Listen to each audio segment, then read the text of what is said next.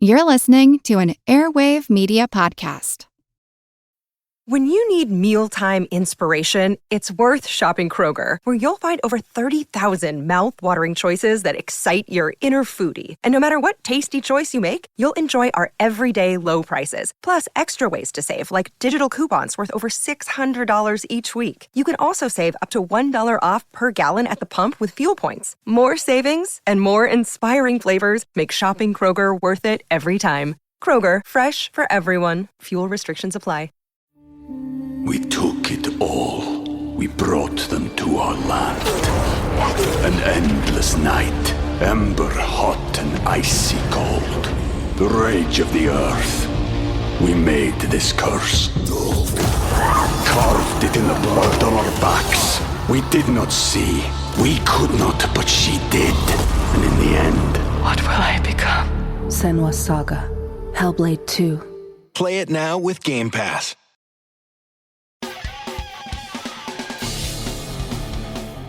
Have you been wondering where's the beef?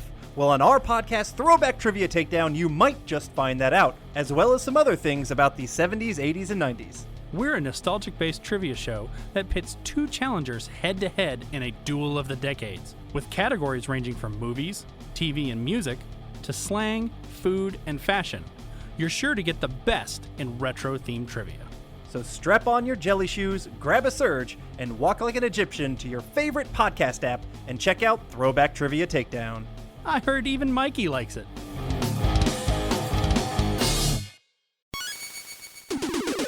Recorded in Chicago, Illinois, with your hosts, Ken, Matt, Neal, and Jeff. This is Triviality.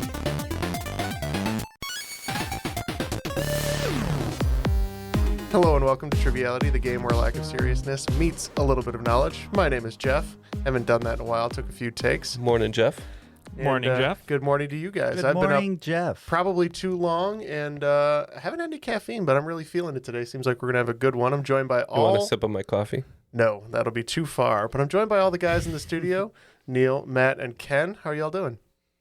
How y'all doing? I'm doing great, y'all. Oh, is that a new thing? Well, no, he just sounded Southern, so I had to return the favor. Coffee? Yeah. Oh, Southern Jeff, new character. Want me to warm you up there, Jeff? No, the answer is always yes. The answer is always no, because if anything, you could cool me off would be great. I just want Jeff to stand in between my arms and just let me shake my hands to warm you up, if you know what I mean. I know what he means. You know what I mean? It's like friction. I do know what you mean. You know, we do this at the beginning of the episode, and it's very confusing for new listeners. It is very confusing. Well, we've so definitely... this is a trivia podcast. And we definitely already delved into the lack of seriousness. Mm-hmm. So welcome. But we've got a couple great guests with us today. The first one I'm going to introduce here is actually going to be teaming up with myself, Oakland 5 supporter from Scituate, Massachusetts, Luke Poppish. How you doing, Luke? Great, guys. How you doing? You got it right first try, man. Scituate right out of the gate.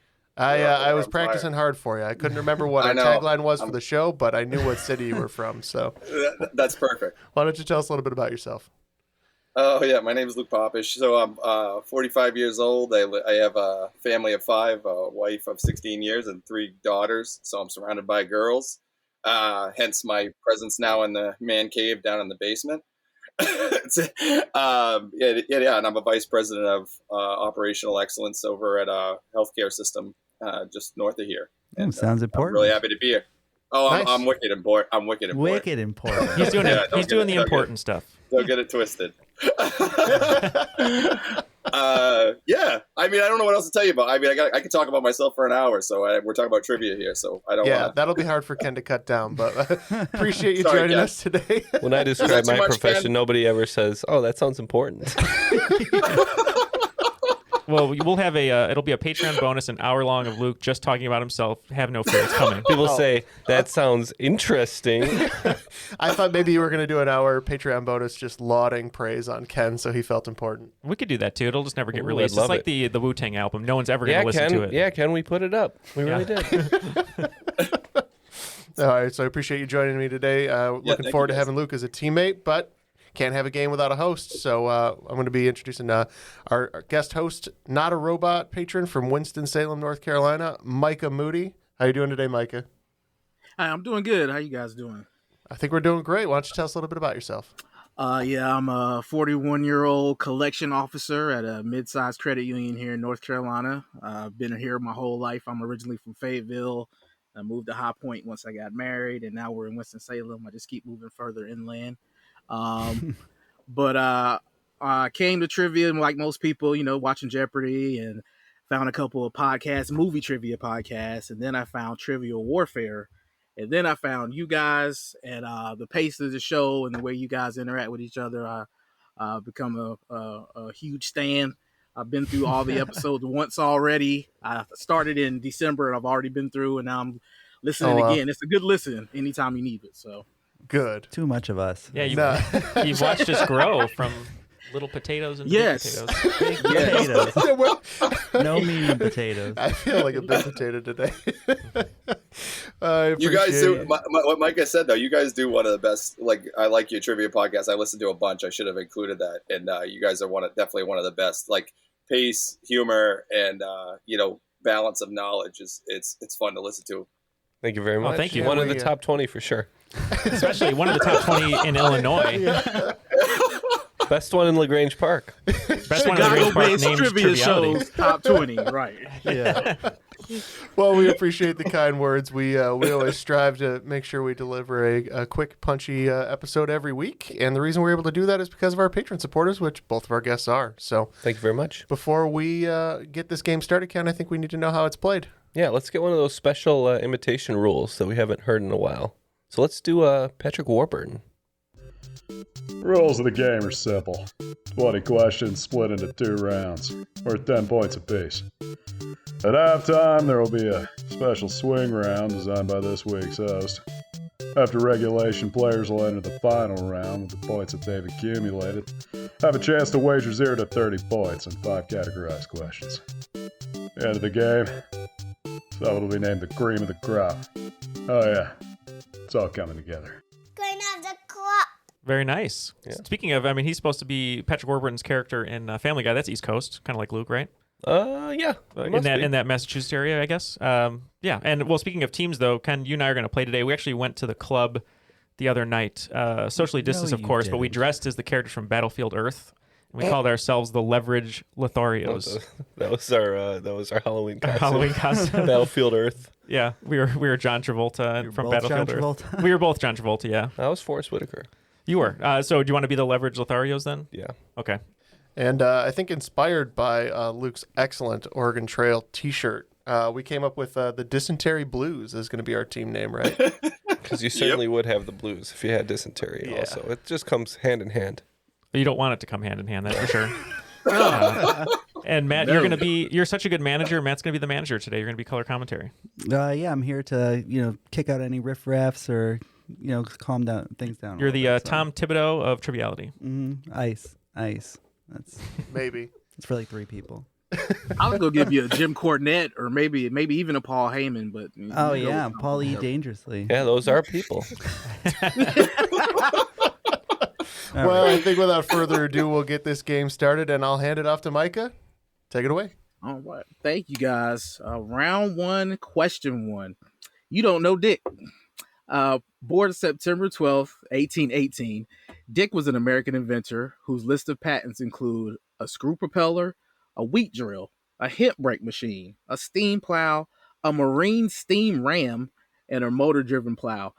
However, his most famous invention was patented in 1861 and ironically created out of concern for loss of life. What is Dick's surname? Yeah, we really don't know this one, so we're going to take a stab at it.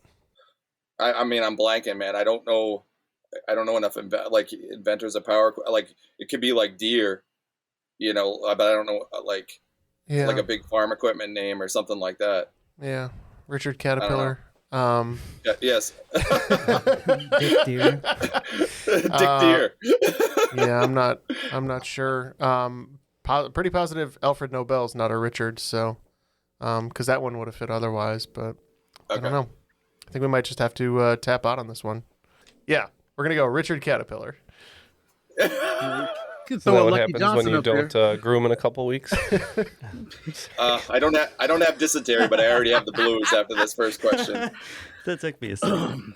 All right. Well, we mostly took the last part of this question to make our guess, and we're gonna say it's Wesson of Smith & Wesson. Okay, well, I've listed all those inventions to try to help get to the clue: a screw propeller, motor-driven plow, a drill. 1861 was the start of the Civil War. He witnessed a battle and wanted to reduce the loss of army sizes to try to reduce the loss of life. His name was Richard Jordan Gatling. He created the Gatling. Okay. So we were on the right. We were on the right track. Yeah. Okay. Question 2, television. Season 22 of this show was won by Jonathan and Anthony Battaglia, brothers and former hockey players, and it concluded on the steps of the home of our first president in Mount Vernon, Virginia. Name this show. I have an idea, Luke. Only a few shows it could be. I think I got it. Okay, go ahead, guys. But I think it might be The Amazing Race. Yes. Does that sound good to you? Agreed. Yep. Okay. I applied for that once. We will lock in with The Amazing Race. Because where else would you be traveling around in 22 seasons? Yeah, and Micah gave a nice clue there. He said it was 2 contestants, and I knew that Amazing Race always had a duo traveling the world, so we also locked in with Amazing Race.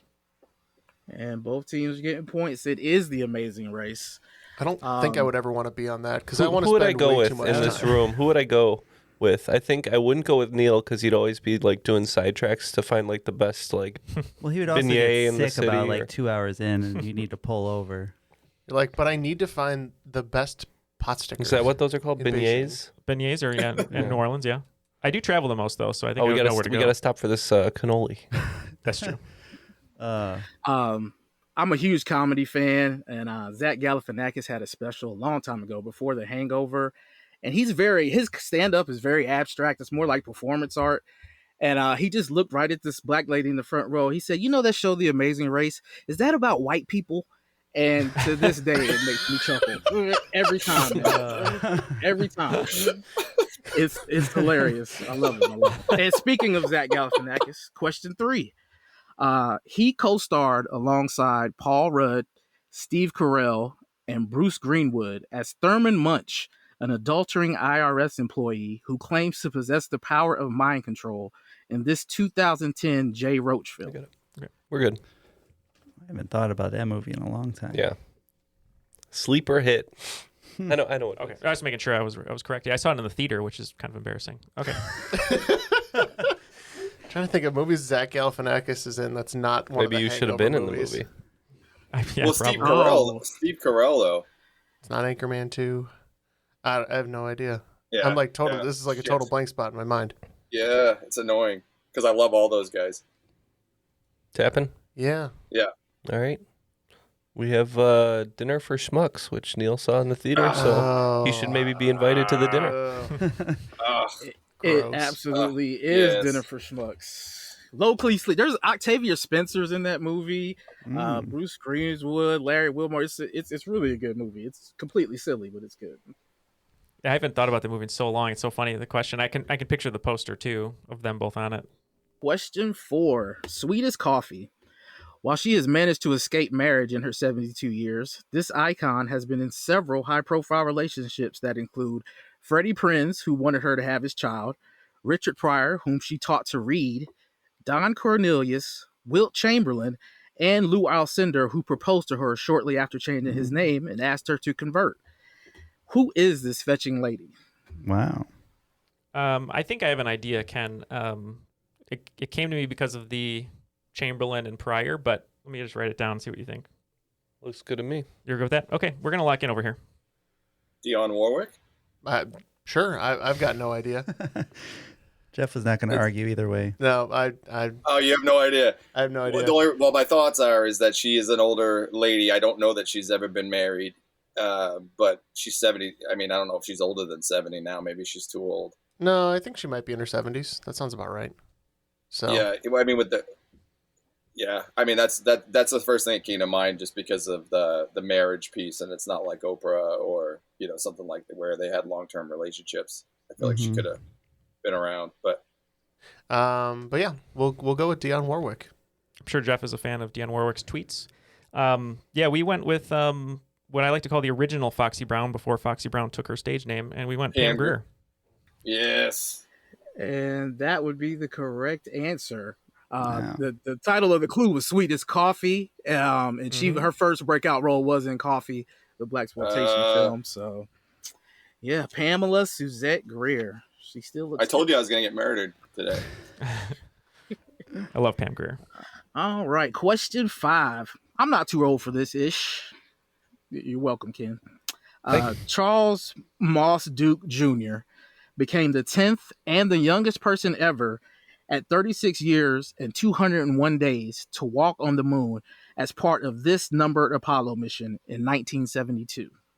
We have a good read on this question, we think, based on knowing which mission made it to the moon and which mission didn't.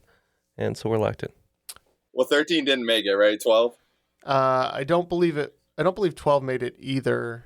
Okay.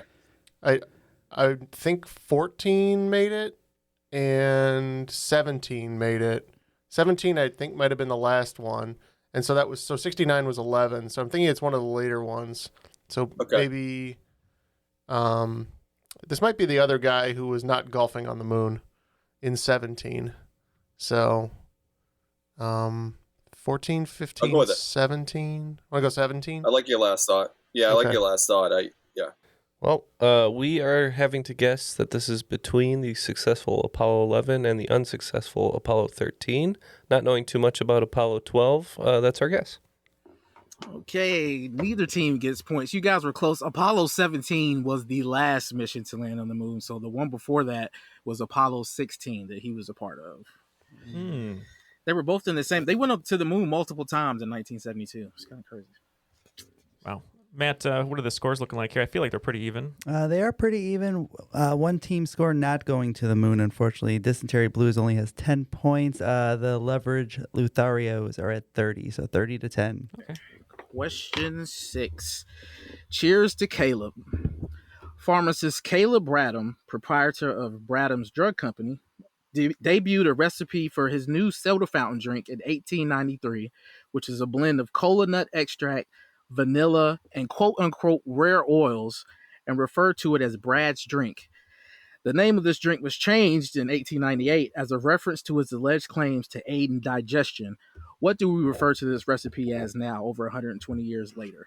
Okay, so I remember the part about Brad's Drink from a long time ago, because it's a terrible name. And I think we know the product here, so we're going to lock in. I have two thoughts on this one, and I feel like, unfortunately, it's going to be one of these two. But obviously with the aiding in digestion, go to a doctor, maybe Dr. Pepper. But my strong inclination is because it's cola-based. I kind of remember like having discussed this before, and maybe not on the show, but at trivia, and Pepto-Bismol, aiding in digestion, Pepsi, something like that. So I can't remember how Pepsi got its name, but I kind of feel like it might be Pepsi. Oh, Pepsi. Yeah, I like the Pepsi thing. Okay, we'll lock in Pepsi. Hope we're right. Yeah, now that I hear it, I think you're right, but we went the Dr. Pepper route. I think it's Pepsi, though. All right, Dysentery Blues with 10 points. It is Pepsi Cola. He took the terms Pepsin and Cola and combined them because he thought Pepsin aided in digestion, even though the drink doesn't have Pepsin in it. So, nice move, nice pull, man. Yeah, Thank you. That's how I remembered it. I didn't think it was based on like Pepto-Bismol, but I thought like it shared a name, and that's how I kind of put it together in my head. So, you're a genius. Don't go that far, but thank you. Mensa's told me no many times. I'm just kidding. Somehow the name of this episode will be Jeff's a Genius because he's in charge of that. Are you ready for question 7? Indeed. Buried in history. This American Quaker, farmer, businessman, humanitarian, and abolitionist, along with his wife Catherine, are said to have helped at approximately 2,000 escaping slaves during their 20-year period in Indiana, and an estimated 1,300 additional slaves after their move to Ohio. Name this president of the Underground Railroad. Ken and I discussed, and I know that this person's name is a very cool-sounding name. It wouldn't come to me, so we're just going to lock in with... Ichabod? Like Ichabod, yeah. We're just going to lock in with a guess. All right, so Luke and I kind of talked it out. We think the clues don't fit someone like John Brown, but we do like Frederick Douglass, so that's what we're going to lock in with. I like Frederick Douglass too. A lot to like. So do I. Our answer is not a full answer.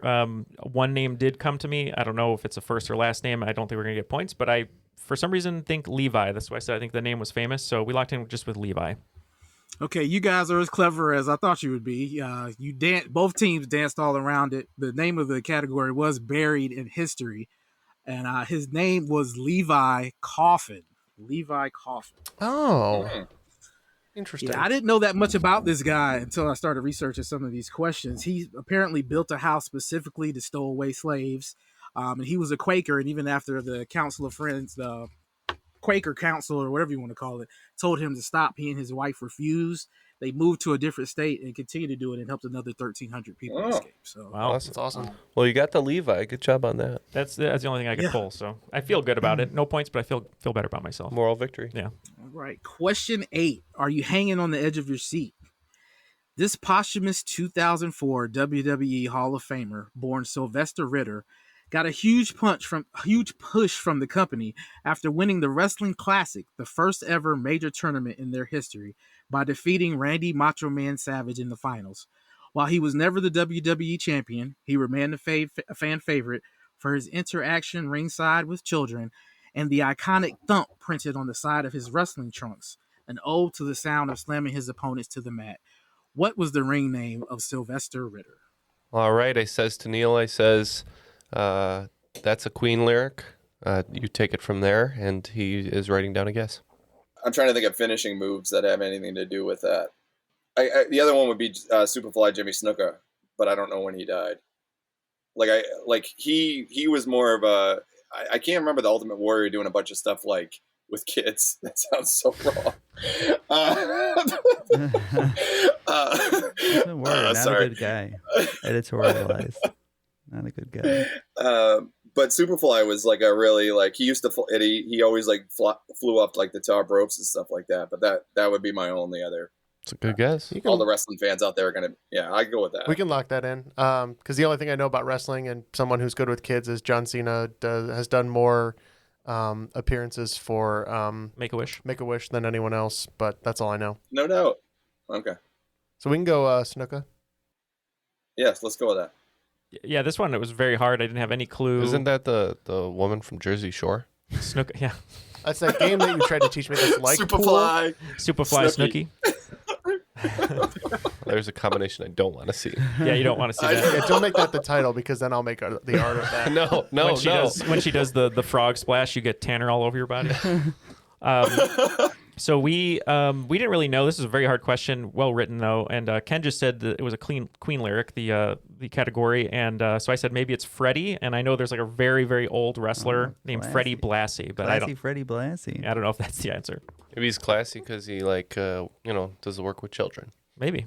I wanted to ask Matt. Matt, do you know the answer to the question? I actually don't. I was racking my brain here, and no, probably a WCW. I tried to lay it out for you guys. Are you hanging on the edge of your seat? It is a Queen lyric. It's a lyric to Another One Bites the Dust. And the walkout music for the Junkyard Dog. I was going to say, I literally was going to say Junkyard Dog, but I thought he was alive still. So that's why I didn't say it. Yeah, ditto. He died in a car crash in 1998, unfortunately. Oh my God. Because I have his figure in the other room. That's why Neal loves a Junkyard Dog. I love Dog. Junkyard Dog. I should have said that. I'm sorry. I thought he was still alive. You didn't know he was dead? Snuka is still alive too, isn't he? Snuka actually wrestled Jericho at like a WrestleMania. Oh my God. He was in like a battle royal with Oh, see it? Yeah. Is he in jail? I think he might be in jail. He hit someone with a car. What's with these guys in the cars all the time? There's potentially a murder investigation, so we might want to cut some of that. Yeah. Also, not a good He's my dude. favorite. And Jimmy Snuka did. He passed away in 2017. Okay. There you go. Okay, so it's recent. Okay. All right. Question 9. Possibly the oldest cultivated grapevine in the Americas, the mother vine growing on Roanoke Island produces a muscadine variety of this grape, which shares its name with two rivers and a piece of written music for piano by John Wesley Work. What is the name of this grape variety? All right. I think I have a grape that matches a few categories, so we're going to lock in. Anything, Jeff? Yeah, I might. The only grape I know for sure is a Concord grape. There's probably a Concord River, if you want to lock that in. It's good with me. I was trying to think of wine grapes, and none of them match any of the river type of stuff. So. Yep, we will lock in Concord. Yep, we love our Welch's grape juice. Everybody's got a glass here in the studio. Sponsored by Welch's. Concord. Again, no points for either team. The variety of grape is called a Scoopernog. Scoopernog. Ooh. The classic Scoopernog. Well, the good news there is I was never going to get that in a million years. Scoopernog sounds like a receiver the LA Rams would hire. Yeah. Got picked up on waivers. Ray Scoopernog. Okay. I'm never gonna make it as a sommelier, guys. He was so good, but he's from Miami of Ohio. Just so we can say I'm from the Miami of Ohio. Mm-hmm. Yeah, he wasn't good against press coverage. Who would have figured? All right, question 2. Last question of this brutal round. No, keep it going. We all said. Let's go. Robert Moog was an American engineering physicist and later research professor. He is credited with the invention of the first commercial one of these in 1964, leading to its extensive use in popular music. What did he create? Oh. And shout out to Parliament Funkadelic for showing us the way. All right, we are locked in. Yeah, Moog is like they make pedals, right, for guitars and things. It sounds right. Yeah, I would think so. So, what do you think? I was thinking like a distortion pedal or something like that. Yeah, first pedal, distortion pedal, something like that.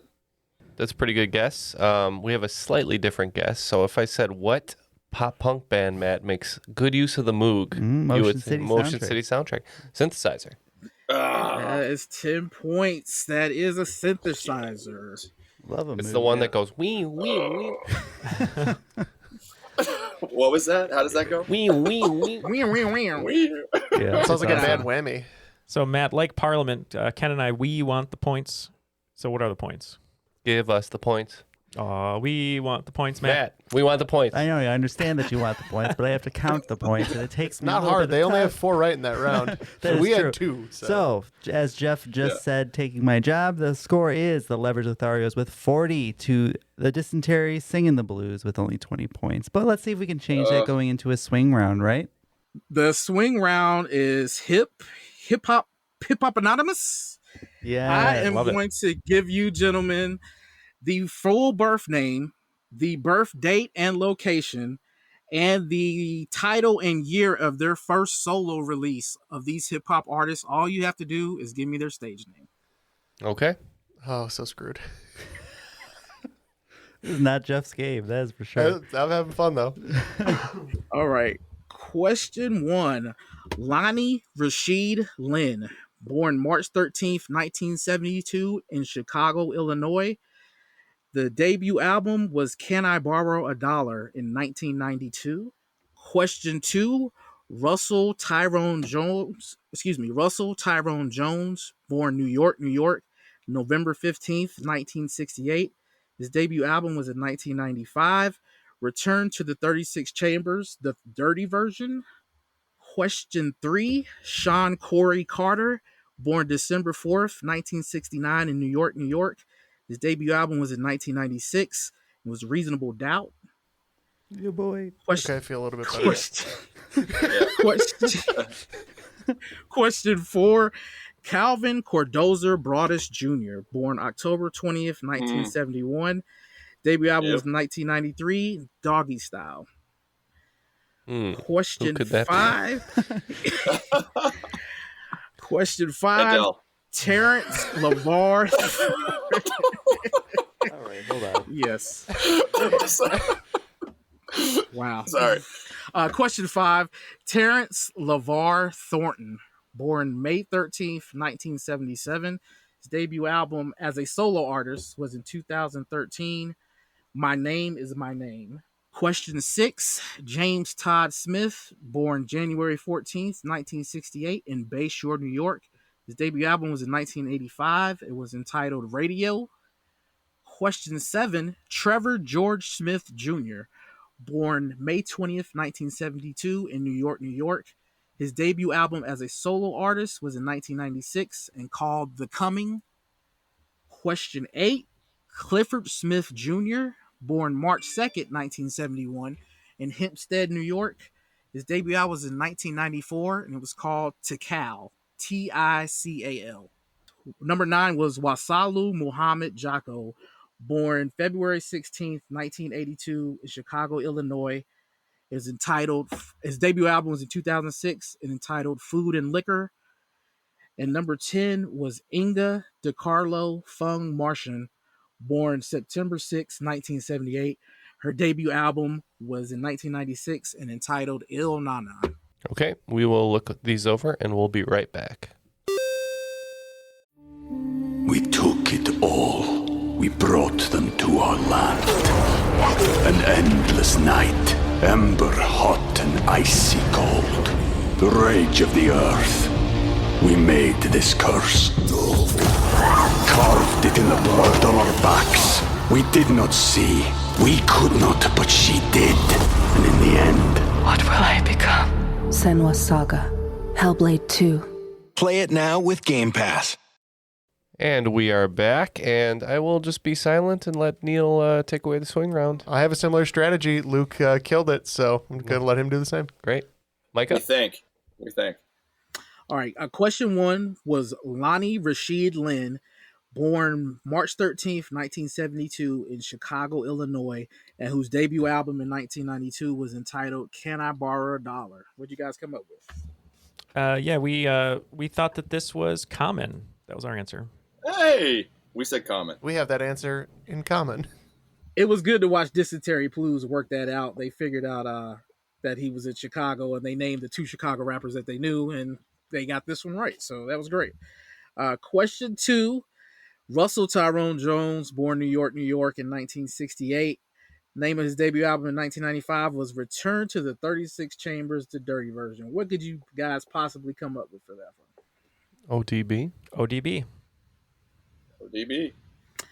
It is the old DB, Dirt McGirt himself. I mean, if it's the dirty version. Question 3, Sean Corey Carter, born December 4th in New York, New York. 1996, Reasonable Doubt. What'd you guys get? No. Chill. Well, we went Jay-Z. Jay-Z. Yeah, both teams getting points. It was Jay-Z. Got impressions. I love it. That reminds me of that time you showed me the website where it was just all of like the rappers' hooks. Like, it's a soundboard. Yeah, it's all soundboard. all the little grunts and stuff they make. Like DMX going, but, and then Jay-Z go, chill. Yeah. I've seen there's video, they have to go in the studio and cut that. They're listening to themselves. Yeah, that lyric hit hard, son. You know what I'm saying? All right, question 4. Calvin Cordoza Broadus Jr., born October 20th, 1971, and whose debut album was 1993's The Doggy Style. The one of the only 2 that I knew, Snoop Dogg. Is that because he's Martha Stewart's best friend? That's right. Yeah, we had Snoop. It is Snoop Dogg. Number 5, Terrence LeVar Thornton, born May 13th, 1977, whose 2013 debut was entitled My Name Is My Name. Yeah, this is one of my favorites. We locked in with Pusha T. We had Joe Budden. We got that one wrong. Yeah, I made sure to say debut solo album. Of course, he's part of the Clips with his brother Malice, but this is Pusha Clips. T. Yeah. Question 6, James Todd Smith, born January 14th, 1968 in Bayshore, New York, and whose 1985 debut was entitled Radio. Neal wants me to do some of these, but I'm not going to pretend that I know. You don't want to? Okay. Well, I thought you were going to do this one because... Just take your credit. You, along with the ladies, both love LL Cool J, so that's what we locked in with. Yeah, we had LL Cool J as well. Recent Hall of Fame inductee, LL Cool J. Let's see. Number 7, Trevor George Smith, born May 20th in 1972 in New York, New York. And his debut in 1996 was entitled The Coming. Yep, we went with Mr. Busta Rhymes. Oh, yep. We had KRS-One. Yeah, Neal is on it. It is Busta Rhymes. Neal is killing me. I thought I did well, and then Neal came in. I have nothing to do with this. Ken was there every answer saying, I think it's this. Don't give me credit where no credit's due. That could be helpful. Might need to push in the right direction. Number 8 was Clifford Smith Jr., who was born March 2nd, 1971 in Hempstead in New York, and whose 1994 debut was entitled To Cal. What you guys this get? one METHOD, man. This one we had a lot of trouble with, and Ken just said maybe it's one of the dudes from Migos, so we just said Quavo. Way too early. Cal is Method Man. Yes, the album was entitled To Cal, which is Lace It spelled backwards for the marijuana blunts he used to smoke laced with PCP. I'm glad he's doing okay. It's Method Man. My favorite. Every morning. Nothing gets me going like To Cal. Number 9 was Salu Muhammad Jaku, born February 16th, 1982 in Chicago, and whose 2006 debut was entitled Food and Liquor. This one we knew from the album name and from the album cover and Chicagoan. So we said Lupe Fiasco. Yeah, Jeff contributed on this one and pulled some Lupe. So we got Lupe Fiasco as well. It is Lupe Fiasco. And finally, number 10, Inga DeCarlo Fung Martian, born September 6, 1978, and whose debut was Il Na Na in 1996. What did you get, Lotharios? This one, I was happy you did this clue because we mentioned her earlier, and we went with Foxy Brown. Yeah, Foxy Brown. And Foxy Brown is correct. You guys did pretty good. Yeah, when I pretty initially successful played this swing round here. What do you think? What do you think, Matt? After that swing round, added a lot of points to our scores. Dysentery Blues is all the way up to 60 now. Just a little bit behind the Lotharios at 85. Looks like we've got leverage on them. I think we do. All right, ready for round 2. Question 1. O'Hare International Airport is one of the world's busiest airports thanks to its large number of regional flights. It is named after Lieutenant Commander Edward Henry Butch O'Hare, the Navy's first WW-2 fighter ace. He became the first naval aviator to receive the Medal of Honor for his actions in defense of the USS Lexington. He also received this award posthumously, the United States Navy and United States Marine Corps' second highest military decoration, awarded for soldiers and Marines who distinguished themselves for extraordinary heroism in combat with an armed enemy force. Name this award. Okay, our knowledge on military medals is a bit limited, but I think we can name at least one that we think would be a good answer, so we're locked in. What do you think on this one, Luke? Jeff, I'm lost on this one. Okay. Do you have any idea? Well, a couple come to mind: Medal of Honor and Purple Heart. And I think you have to die in combat to get a Purple Heart, or maybe not, but injured. No. Yeah. Just wounded. Yeah. Wounded, yeah. Yeah. He was given it posthumously, so I'm not sure if that plays into it. Yeah. I like the Medal of Honor. I'm good with that. Okay, we'll go Medal of Honor. Same here, Medal of Honor. The second highest award that you can receive as a commendation in the Navy or the Marines is the Navy Cross. It's been awarded 6,300 times so far. And in doing research for the question, I found a lot more about Butch O'Hare's father. He was a lawyer, apparently, for Al Capone and threatened to snitch after Al Capone was released from Alcatraz. And a week before he was released, he was murdered in Chicago in his car. Didn't know that about him, but wow, thought that was lots of interesting facts on this game. I gotta say, we're learning a lot. Question 2: twice as famous. The first shots fired in defense of the Union during the Civil War were by this man at Fort Sumter at about 7 a.m. on April 12, 1861. You figure that'd be his claim to fame for all time, but he's definitely more known for something else. In 1905, the Mills Commission convened, and after not much research or deliberation at all, decided to give him credit for creating something he most assuredly did not. To this day, he's sometimes erroneously looked upon as its creator, although it's clearly proven he is not responsible. Who was this man?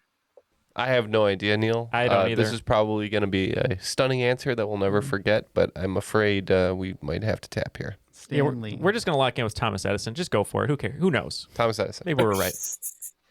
Jeff. Yeah, I've got nothing. I'm fine. Just letting it ride and seeing the next one. Yeah. Ditto. We're tapping as well, but we're Fight our excited battle to find out. another day.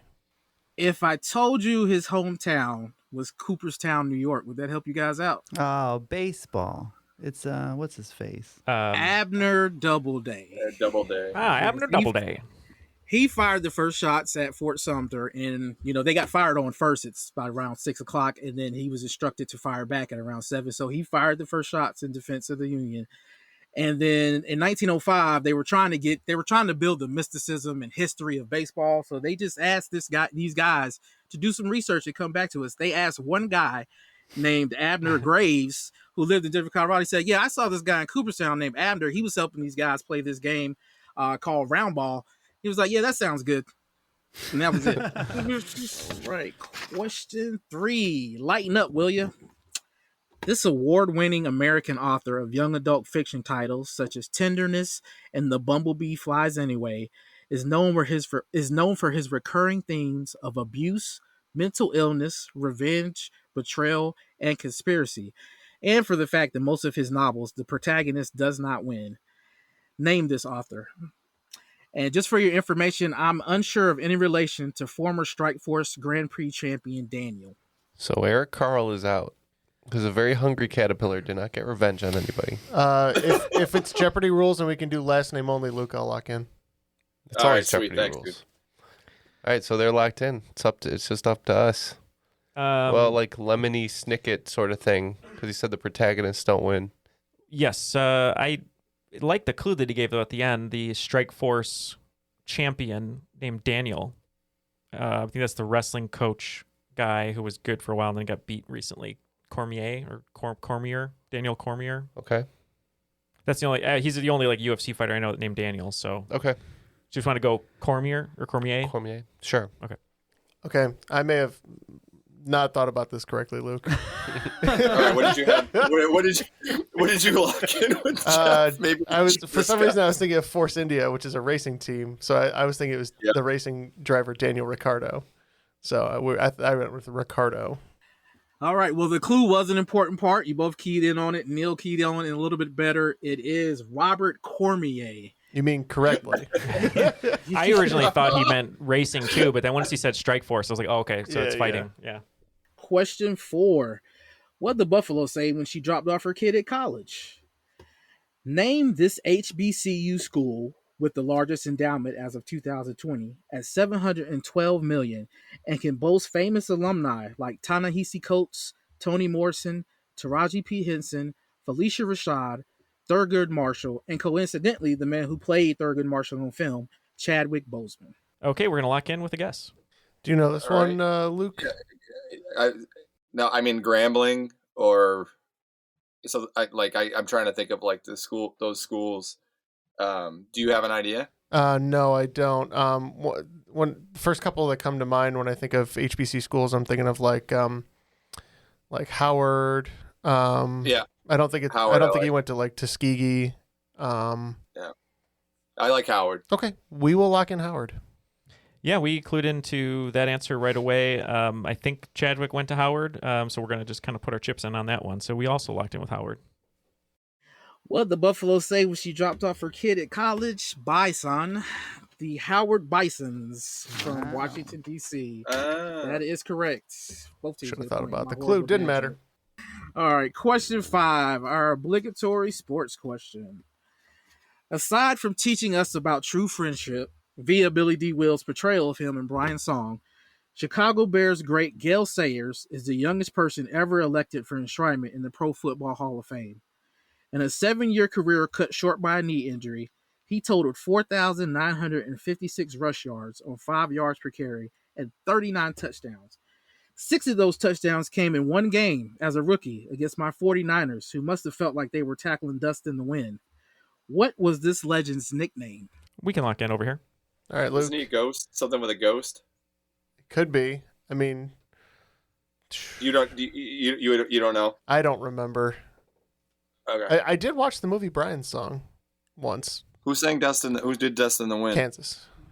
But I don't think he was anything Kansas. But Gale Sayers. My dad's gonna kill me when he listens to this podcast. Ghostly Gale, Galloping Gale. I don't know. It's like the white Your doorbell's gonna ring at 3 a.m. Your dad is at your door with like a pipe wrench. We watched Brian's song together, Luke.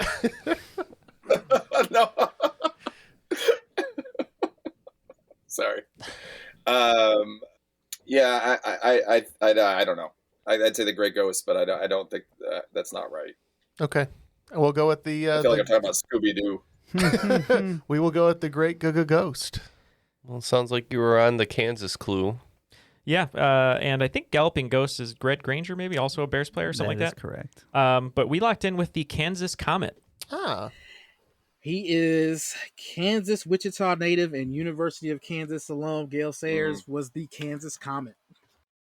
Yeah, I was so close. Pretty nuts that the Bears had him and Walter Payton in their history, like two of the best of all time. I closed my eyes only for a moment and the points are gone. Yeah, what a shame. But let's get the points update, Matt. Yeah, exactly. All right, after the first 5 questions in round 2, the Leverage Lotharios have added 30 points to their score, bringing that up to 115. Dysentery Blues still singing the blues, only adding 10 points and keeping it at 70 points. Really bad on this one. Matt, please. I had some foreknowledge. So. Oh, Jesus. Question number 6. Take the number of Spin Doctor Princes times the number of steps Leonard Skinner wanted you to give them, times the number of nations the White Stripes Army was, plus the number of times Jim Morrison wanted you to love him to arrive at this number.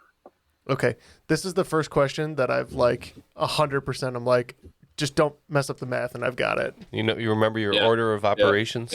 Yeah.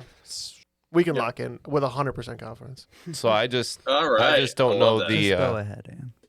So I just don't know the last number, the last digit. How many times Jim Morrison wanted you to love him? Yeah. What's their famous song again? Come on, come on, come on, come on, come on, now touch me, baby. Oh, is that where he says "love me"? No. Riders on the storm.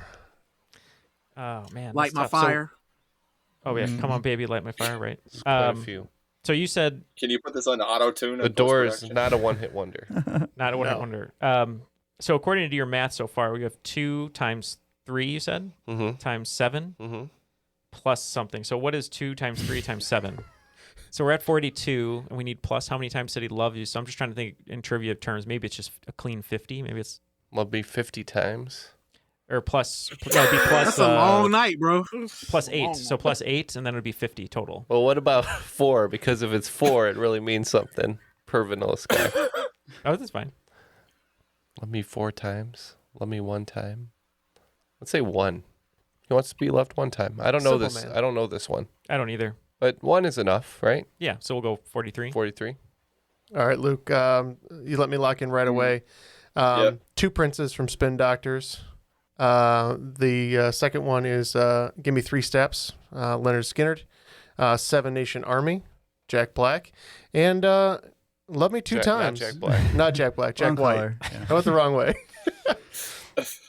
Jack White has a 7 Nation Army. And the Doors, it's Love Me 2 times. Why 2? I don't know, but he's blown away. So Okay. that's 44 if my math's right. The correct answer is 44. It's 2 times Jim Morrison wanted you to love him. But yeah, you got all the rest of the question correct. so close to Once me. at night, once in the morning. That's it. 2 Neil times. wanted you. Neil thought he wanted to be loved 50 times. What if you get to like 48? That's like those last 2. I can't Now do he it. was Bro. like- Sorry. Not Superman. He was on a lot of drugs. Anything was possible. I'm no Superman. By the 49th time. Just dust in the wind. All right. Question 7. Montgomery Cunningham Meigs was a career United States Army officer, civil engineer, and quartermaster for the General Army of the United States during the Civil War. He was also the principal architect of this and chose its location partly to humiliate his former commanding officer for siding with the Confederacy, who he understandably detested. All right. I have a vague guess on this. Some of the clues make sense, others don't, but we're going to lock in. Things that I think might need an architect after the Civil War. My first gut goes to the Lincoln Memorial. Yeah. Lincoln passed away like 4 days after the end of the war. And, well, he was assassinated. I guess he didn't really pass away. But, and so I'm thinking Lincoln Memorial. Love it. Okay. That's what we'll lock in. Good guess. Ours is kind of similar. We're saying Arlington National Cemetery because it's very much in the same kind of area. Yeah, kind of on the border of where the Union ended and the Confederacy started. Yeah, it was in Virginia. Started, so, if they buried like a bunch of Northerners in Virginia, I could see that. Okay, both teams locked in, and one team is getting points. Robert E. Lee was his commanding officer when they were on the same side of the Union. And once he separated and went to the Confederacy and lost, Meigs decided to use his home as the place where they would bury the soldiers for the Union. It is Arlington National Cemetery. Oh, wow. Nice job, Ken. That was great. I've been there, and Robert E. Lee's, his house is on the grounds. Yeah, I've never been there, so that's really interesting. All right, question 8. This portmanteau, which can place its origin to the United Kingdom's Women's Social and Political Union, was coined by an anonymous English journalist in 1914 and is used to describe the application of martial arts and self-defense techniques used by their members. What is this term? All right, for lack of a better answer, we chose an answer that very well may be a portmanteau, and we didn't know, so... Yeah, first thing I think of when I think of self-defense is Israeli Krav Maga, but I don't think that's... Yeah, that's what I was thinking. I don't think that's British, and I don't know if that's a portmanteau. I'm just trying to think of... Yeah. Self-defense, not karate or taekwondo. Those are traditional. Guess we'll guess Krav Maga. I'm totally wrong, but... Yep. Is from Israel, I believe. Yep. But that was the answer that we came up with as well as Krav Maga. Okay, no points for either team. The Women's Social and Political Union was a women-only political movement for women's suffrage in the United Kingdom from 1903 to 1918. People trying to get women to vote are suffragettes, and they were teaching them self-defense techniques so they could fight off people who were harassing him while they were protesting. So it's suffragitsu. Oh, that's cool. I thought suffragette would be in it, but I didn't even think about combining it with jujitsu. So you could thank Drunk History for that. The episode where that one was included was one of my favorites. I love Drunk History. Drunk History is great. Learn a lot. It was so great. Yeah. So great. In a fun way. Okay. Question 9. I'm not sleeping. Most people are familiar with hibernation, the seasonal heterothermy characterized by low body temp, slow breathing, slow heart rate, and a low metabolic rate commonly occurring during the winter months. What is the term for the same condition that occurs during the summer months? All right, Neil and I really don't have any idea on this one, so we're just going to have to take a tap. Sorry, guys. What's the opposite of hibernation? Lobernation, I would imagine. Oof. I like that joke. That's fine. Since we don't know, we're going to lock in the lobernation. No, we're not. No. Oh my God. It's the low-hanging fruit. Yes. Yeah. All right, what do we got, Micah? We'll give you it. The answer is estivation. Aestivatation. No Mighty Ducks hint. I was on like, that that's one? when Emilio stops filming for the summer. Yeah, Emilio Estivation. He takes his annual summer break. And out of the play, when I gave this a play, that's the one question everybody got. I had no idea until I looked it up, but apparently a lot of people know what estivation is. It's all these play testers. They're too smart for us. They're smart. Yeah. The crop's too smart. Who do you hang out with, Micah? So listen up, Crop. We need some dumber play testers. Too smart. I think you're asking the wrong group of people. If you're a big dummy, where did this? Please volunteer to play test. We want you. Who gifted the United States the Statue of Liberty? I don't know. Liberty Island. What was his name? He was French, Liberia. but I don't know. Let's see what we got. Last question in the round, question 10. We miss you, Dirt. From collecting welfare checks in a limousine to helping lift a car off a small child to openly admitting onto MTV that he got burnt by venereal disease 2 times, the ODB was never boring. But perhaps his most famous moment occurred in 1998 during the 40th annual Grammys.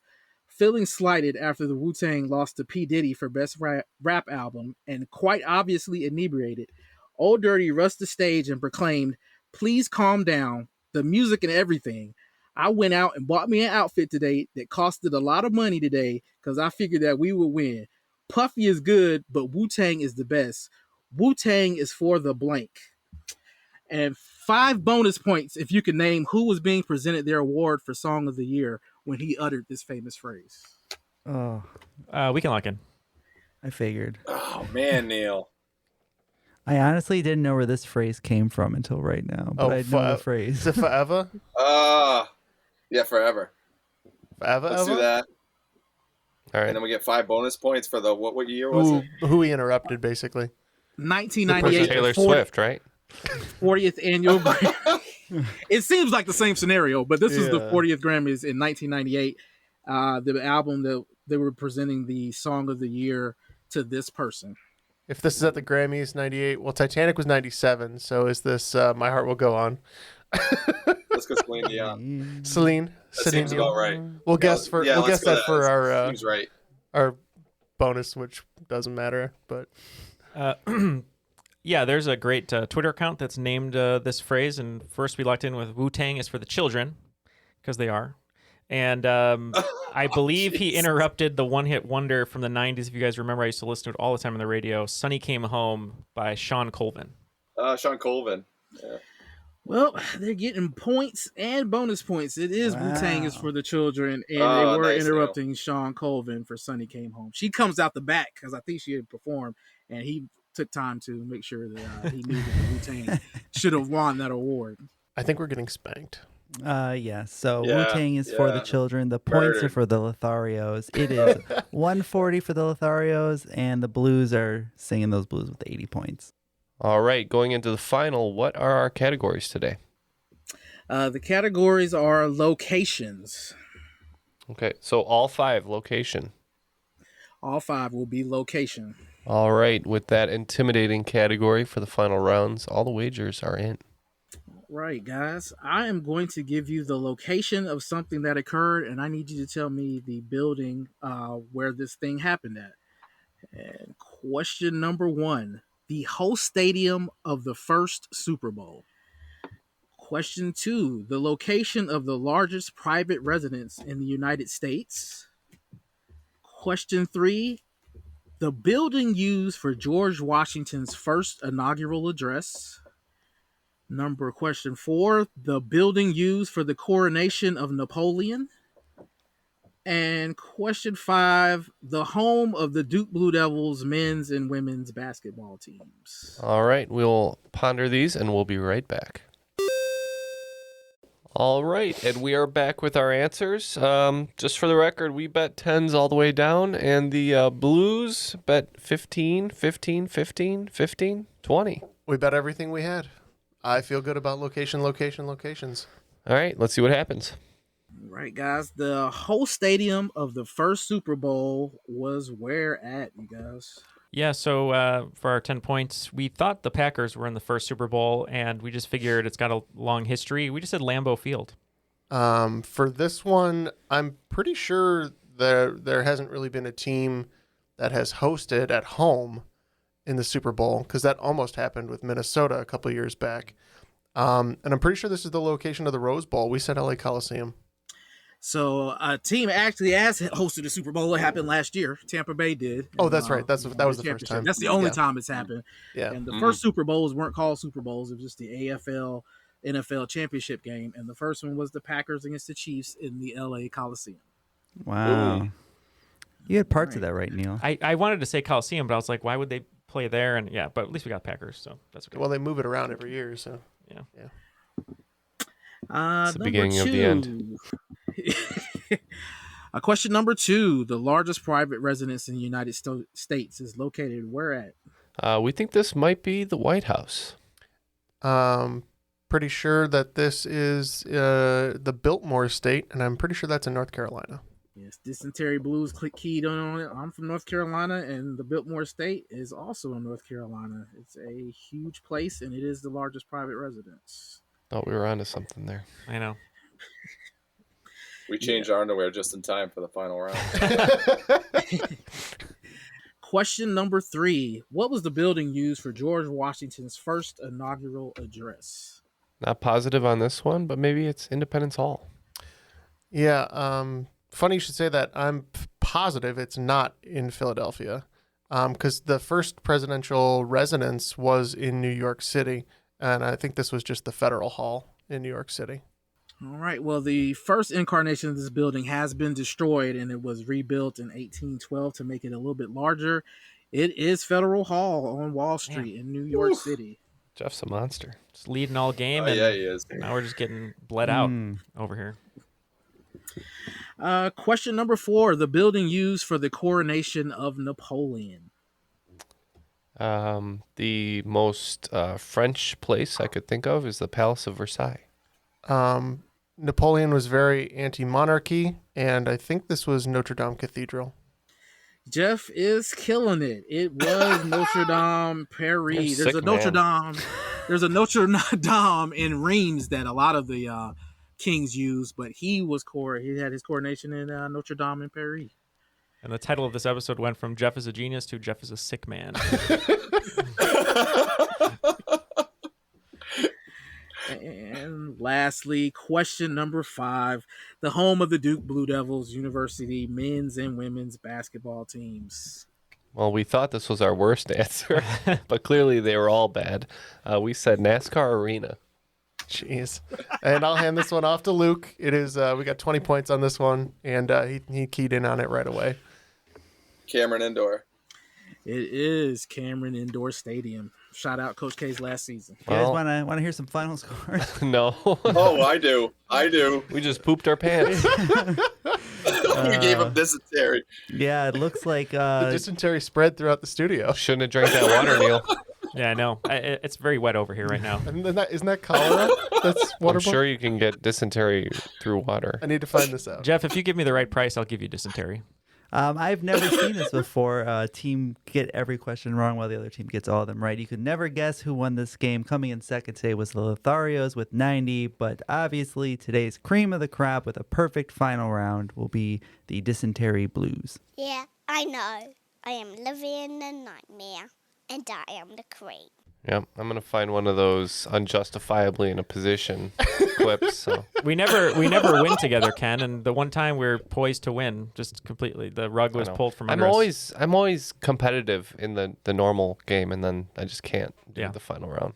The one thing we are thankful for today, even though we didn't win, is our Patreon support. And both Micah and Luke are Patreon supporters. And if you'd like to join them and get a bunch of great perks and stickers and bonus audio content, you can go to patreon.com/Triviality Podcast. But for these two in the studio today, thank you both very much for helping to support our show and continuing it to grow. Parting shots, Micah? I want to thank the crop for helping me, specifically Marnie and Matt for playtesting the questions. Too smart. Shout out to my wife for corralling my daughter and 2 dogs and letting me stay in the closet in peace. And shout out to you guys for the content you put out. We enjoy it. I've never donated Patreon to anything, but I felt compelled to do something for you guys, and I ain't getting up hosting a show out of it. So you guys, it's a great show, and I appreciate you guys putting it out. Thank you very much. Thank you. And what's the name of your wife's podcast, by the way? So that was a great question. I have no idea right now. They're still working that out. But, well, you'll let us know, and we'll post it. I'll let you know. Absolutely. The name of the podcast is Insert Here. The Micah's Wife Podcast. I wouldn't be opposed to that. She might. www.micahswife.pod. And Luke, any parting words from you, sir? No, you guys were awesome, man. This was the most fun I've had in quite a while. I'm sorry to hear that. I can't believe we won. So you can bleep that out. There's that bleep. We'll keep that one in. I gotta say, right when I'm getting to the end of the podcast edit, just one more thing. I gotta say, Luke, you came in clutch. You had some answers. The swing round allowed us to get that win. So thanks for carrying me there. I'm glad I could carry you on the final. Team effort. Yeah, dude. Apparently, regular rounds are for losers. Just a waste of time. Yeah, we don't need that. But on behalf of Micah, Luke, Ken, Matt, Neal, and myself, Jeff, that was Triviality.